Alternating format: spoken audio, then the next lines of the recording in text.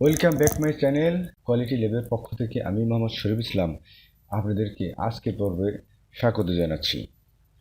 আজকে আলোচনা করব গার্মেন্টস কোয়ালিটি অ্যাসুরেন্স পার্ট 10। আজকের আলোচনার মধ্যে থাকছে ট্রাফিক লাইট সিস্টেম বা TLS in garments sewing line. What is traffic light system বা TLS, objective of traffic light system, how to maintain traffic light board, how to take corrective action. চলুন আমরা এক এক করে বিষয়গুলো আলোচনা করি।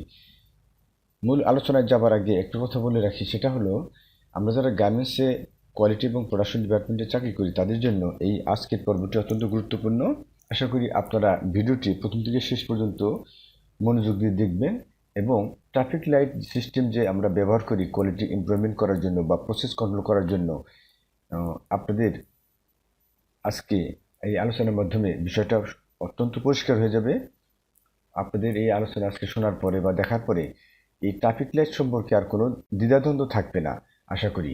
আমি চেষ্টা করি সবসময় খুবই কারেক্টিভ ভিডিও তৈরি করার জন্য। আশা করি আপনারা এই ভিডিও থেকে উপকৃত হবেন। চলুন আমরা মূল আলোচনায় চলে যাই। প্রথমে আছে what is traffic light system.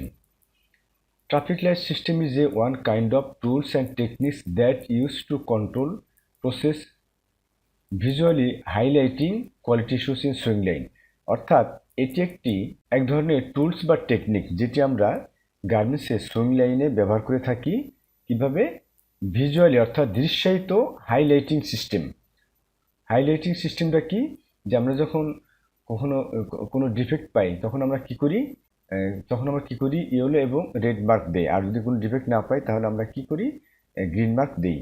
আসলে এই বিষয়টা প্রথমে ইউজ করা হয়েছিল রোড বা রাস্তার মধ্যে গাড়ি চলাচল নিয়ন্ত্রণ করার জন্য। আমরা কি জানি যে যদি গ্রিন লাইট থাকে তখন কি হয়, গ্রিন লাইট থাকলে কি হয় যে গাড়ি চলাচল, যখন রেড লাইট থাকবে তখন কিন্তু গাড়ি সম্পূর্ণ রকমে থেমে যাবে। যখন রেড লাইট ইয়েলো লাইট হবে তখন আমরা কি করি, তখন আস্তে আস্তে গাড়ি প্রস্তুতি নিতে হয় গাড়ি চালাবার জন্য। আর যখন গ্রিন লাইন হয়ে যায় তখন আমরা কি গাড়ি চালাতে পারি। তদ্রূপ সেই সুইং লাইনেও আমরা একই পদ্ধতি ব্যবহার করি। Objective of traffic light system, 11টি অবজেক্টিভ আমি দেখানোর চেষ্টা করেছি। চলুন আমরা এক এক করে আলোচনা করি। আপনি যদি ট্রাফিক লাইট সিস্টেম ব্যবহার করেন সুইং লাইনে তাহলে আপনি প্রথমে কি করতে পারবেন, process control in swing line. Process control আমরা কি জানি, আমাদের একটা মেশিনের এক একটা মেশিন এক একটা প্রসেস কমপ্লিট করা হয়। আমরা যদি ট্রাফিক লাইট ব্যবহার করি তাহলে ওই প্রসেসটি কি হবে, কন্ট্রোল হবে, অর্থাৎ ওখানে কোনো ডিফেক্ট অ্যারাইজ হবে না। রাইট ফার্স্ট টাইম ওখানে কোনো ডিফেক্ট অ্যারাইজ হবে না। নাম্বার 2 আছে to know operator how much skill for regarding operation. ওই অপারেশনের জন্য ওই অপারেটরটি কতটুকু স্কিল সম্পন্ন সেটা আমরা জানতে পারবো ট্রাফিক লাইট ব্যবহার করার ফলে। তারপরে কি হবে, কোয়ালিটি ইমপ্রুভ হবে। আমরা যদি প্রপারলি ট্রাফিক লাইট সিস্টেমটা ব্যবহার করতে পারি সুইং লাইনে তাহলে কিন্তু day by day quality improve হবে। তার কোয়ালিটি ইমপ্রুভ হলে কী হবে, ডিএইচইউ কমে যাবে। আচ্ছা, ডিএইচইউ কমলে কি হবে, ইমপ্রুভ প্রোডাক্টিভিটি বেড়ে যাবে।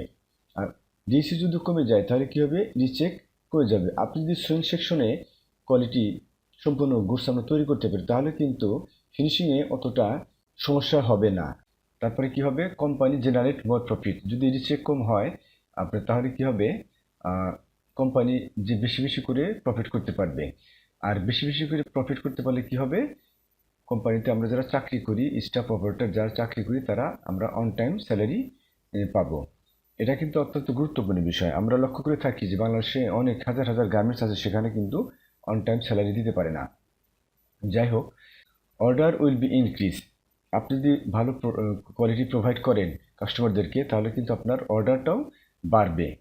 আচ্ছা, তারপরে কি হবে, create goodwill of company in মার্কেটে কোম্পানির ইমেজ বা গুডউইল সৃষ্টি হবে, যে কারণে আপনি অর্ডার বেশি পাবেন এবং ভালো ভালো কাস্টমার আপনার কাছে কাজ দেওয়ার জন্য অর্ডার করবে, ভালো ভালো কাস্টমার আপনার কাছে অর্ডার প্রোভাইড করবে। যাই হোক, নাম্বার 11 আছে staff and worker will be more satisfaction. Staff এবং ওই কোম্পানিতে আমরা যারা চাকরি করি স্টাফ এবং ওয়ার্কার আমরা কি থাকবো, কোম্পানির প্রতি আমরা স্যাটিসফ্যাকশন থাকবো। কথাগুলো অনেকটা হালকা মনে হলেও কথাগুলোর গভীরতা ব্যাপক আছে। আশা করি আপনারা বিষয়গুলো বুঝতে পেরেছেন। আমরা এবার নেক্সট স্লাইডে চলে যাই। Traffic light system, how to maintain traffic light board. সবচেয়ে গুরুত্বপূর্ণ আমরা জায়গায় চলে আসছি। আপনি ট্রাফিক লাইট বোর্ডটা কীভাবে মেনটেন করবেন। কোনো কোনো ফ্যাক্টরিতে আমরা দেখি যে রবিং কিছু থাকে, তার কাজই শুধু ট্রাফিক লাইট বোর্ড মেনটেন করা, ট্রাফিক লাইট সিস্টেমটা মেনটেন করা। আর যেখানে রবিং কিছু নাই সেখানে কোয়ালিটি কন্ট্রোলার এই বিষয়টি করে থাকে। আসলে কোয়ালিটি কন্ট্রোলার করবে বা রবিং কিছু করবে এটা কোনো কথা না। ওখানে কোয়ালিটি ইন্সপেক্টর যেতে পারে, কোয়ালিটি ম্যানেজার যেতে পারে, কোয়ালিটি কন্ট্রোলার যাবে বা রবিং কিছু যাবে, যেই যাবে ওই প্রসেসে 5 পিস বা 7 পিস গার্মেন্টস চেক করে কী করবে, সে সেই ডিফেক্ট না পেলে গ্রিন করবে, আর যদি ডিফেক্ট পেয়ে যায় প্রথমবারের মতো তাহলে সে ইয়েলো করবে, আর যদি একাধিক ডিফেক্ট পেয়ে যায় ওই বান্ডিলের মধ্যে তাহলে কিন্তু সে রেড করে দিবে। বিষয়টা আমি একটু ক্লিয়ার করে বলতেছি। প্রথমে আপনি কি করবেন, check 5 piece or 7 piece parts from a process. If you do not found any defects, so you will fill circle by green color. আমি বলতে চাচ্ছি যে আপনি একটি ফ্যাক্টরিতে যদি 10 ঘন্টা চলে তাহলে আপনি 2 ঘন্টা পর পরে 5 বার ট্রাফিক লাইট মেনটেন করবেন, আর যদি 8 ঘন্টা চলে তাহলে 2 ঘন্টা পর পরে আপনি 4 বার এই ট্রাফিক লাইট বোর্ডটি মেনটেন করতে পারেন। আচ্ছা, প্রথমে check 5 piece or 7 piece garments from a process. If do not found any defect, so you will fill circle by green colour. আপনি একটি প্রসেসে গেলেন, প্রসেসে আপনি একটি বান্ডেল চেক করার পরে 5 পিস বা 7 পিস চেক করার পরে দেখলেন যে কোনো ডিফেক্ট নাই, তাহলে আপনি কি করবেন, গ্রিন করে চলে আসলেন। আচ্ছা, নাম্বার 2 আছে কি, আপনি ওই সেম অপারেশনেই আপনি করবেন কি, 2 ঘন্টা পরে আবার যাবেন, বা আসলে 2 ঘন্টা পরে যে কোনো সময় আপনি যেতে পারেন, আধা ঘন্টা পরে বা 1 ঘন্টা পরে আপনি যেতে পারেন। আপনি আবার করবেন কি, ওই প্রসেসে যাবেন, যাওয়ার পরে যদি আপনি দেখেন চেক করার পরে আপনি একটি ডিফেক্ট পেয়েছেন, শুধুমাত্র একটি ডিফেক্ট পাওয়ার পর আপনি কি করবেন, ওই বোর্ডের মধ্যে এই যে বোর্ড দেখতেছেন এই বোর্ডের এখানে করবেন কি, আপনি এই ইয়েলো করে দিবেন, এই যে ইয়েলো দেখতে পাচ্ছেন ইয়েলো করে দিবেন, এবং মৌখিকভাবে ওই অপারেটরটিকে সতর্ক করে দিবেন যে তুমি যদি তোমার এখানে যদি আমি 2বার এই ডিফেক্ট পাই তাহলে কিন্তু রেড করে দিব, এবং তোমার রেড করে দিলে কিন্তু মেশিন বন্ধ হয়ে যাবে, এবং তোমার কিন্তু টার্গেট আছে, প্রোডাকশন টার্গেট আছে, তুমি কিন্তু টার্গেট দিতে পারবে না। সেক্ষেত্রে তোমাকে কিন্তু প্রথমেই রাইট ফার্স্ট টাইম, অর্থাৎ প্রথমেই কোয়ালিটি ঠিক করে ওকে করে কাজ করতে হবে।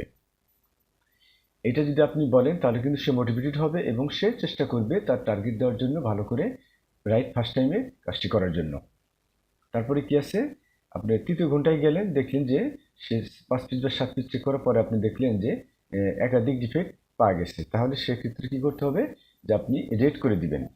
অর্থাৎ রেড করা মানে মেশিন বন্ধ হয়ে যাবে, তখন আপনার line chief, supervisor, operator, helper, যারা operator, helper, line chief, supervisor, mechanic যারা আছে প্রত্যেককে ডাকতে হবে, এবং ওখানে এসে তারা প্রবলেম সলভ করবে এবং পুনরায় কাজ শুরু হবে। এখন প্রশ্ন হলো যে আপনি ডিফেক্ট রেড করে দিলেন, কখন গ্রিন হবে, এই বিষয়টি অনেকেই জানে না। আমি আজকে আপনাদেরকে বিষয়টা ক্লিয়ার করে দিব। যে আপনি মনে করেন যে প্রথম ঘন্টায় কোনো ডিফেক্ট পাননি, আপনি গ্রিন করে দিয়েছেন। 2য় ঘন্টায় আপনি একটা ডিফেক্ট পেয়ে গেছেন, আপনি হলুদ করে দিয়েছেন, মানে ইয়েলো করে দিয়েছেন।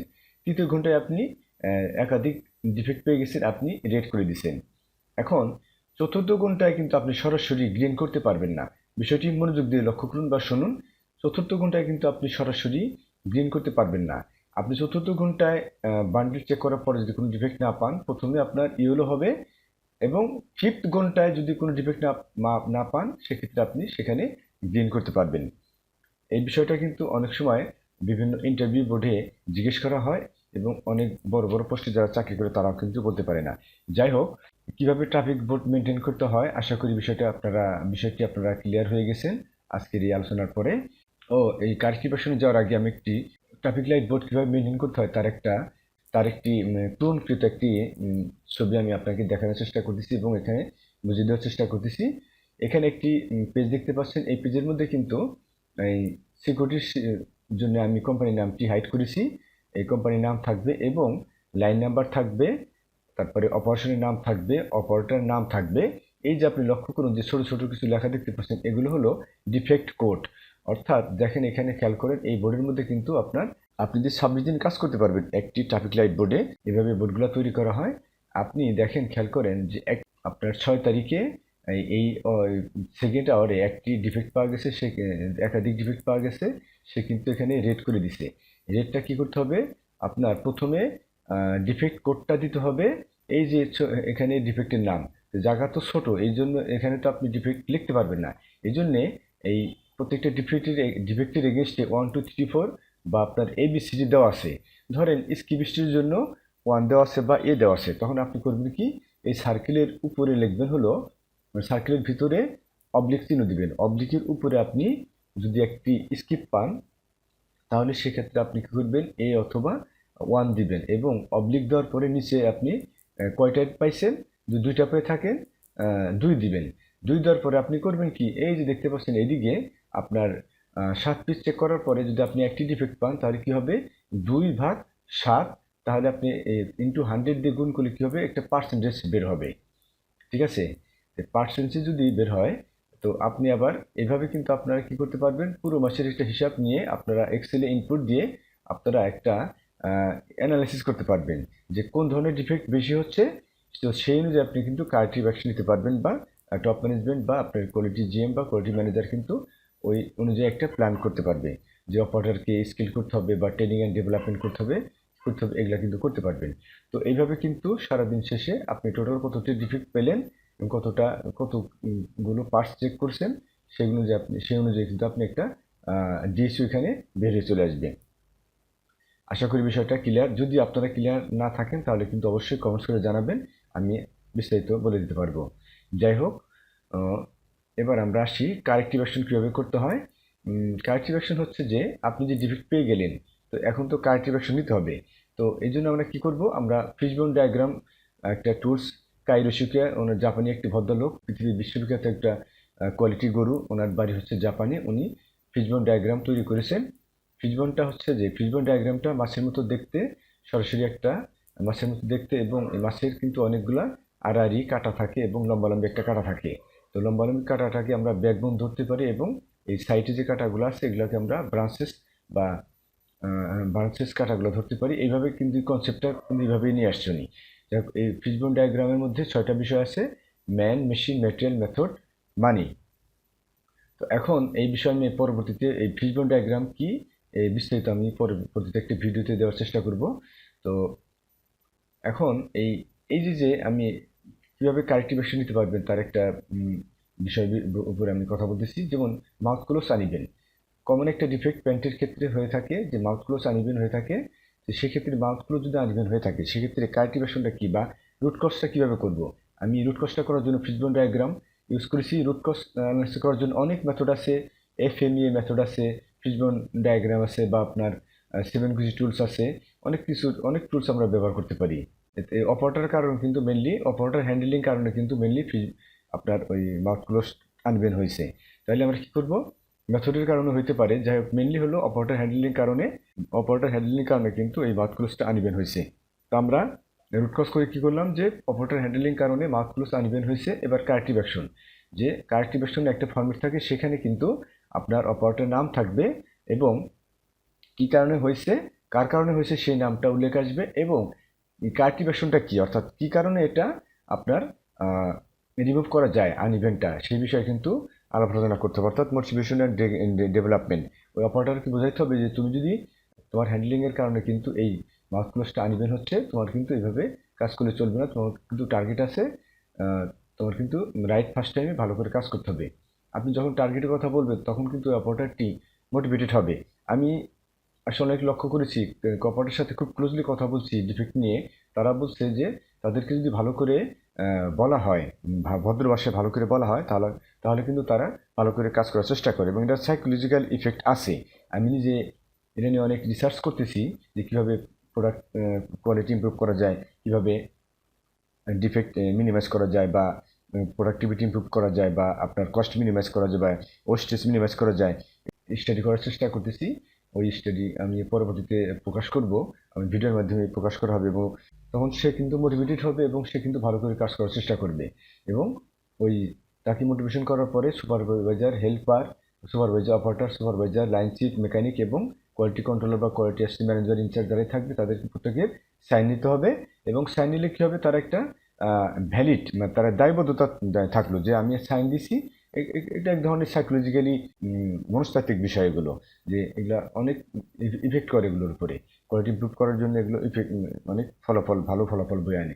যাই হোক, এভাবে কারেক্টিভ অ্যাকশন করতে হয়। তো অনেক সময় আমরা লক্ষ্য করি যে এই কারেক্টিভ অ্যাকশন প্ল্যান করতে হবে জন্য অনেক সময় রমিং পিসি বা কোয়ালিটি কন্ট্রোলার কিন্তু এটা পূরণ করতে চায় না। তো এই বিষয়ে আমি না গেলাম। তো আশা করি যে আজকে যে আমি ট্রাফিক লাইট সিস্টেমের উপর যে কথাগুলো বললাম, আশা করি আজকের পর থেকে আপনাদের আর ট্রাফিক লাইট সম্পর্কে আর কোনো দ্বিধাদ্বন্দ্ব থাকবে না, এবং আপনারা বিভিন্ন ইন্টারভিউমূলক প্রতিযোগিতামূলক পরীক্ষায় কিন্তু আপনারা এই ট্রাফিক লাইট সম্পর্কে উত্তর দিতে পারবেন। যদি কোনো প্রশ্ন করে তাহলে কিন্তু আপনারা উত্তর দিতে পারবেন। তো আজকে আলোচনা এই পর্যন্তই। সবাইকে ধন্যবাদ জানিয়ে শেষ করছি। আসসালামু আলাইকুম।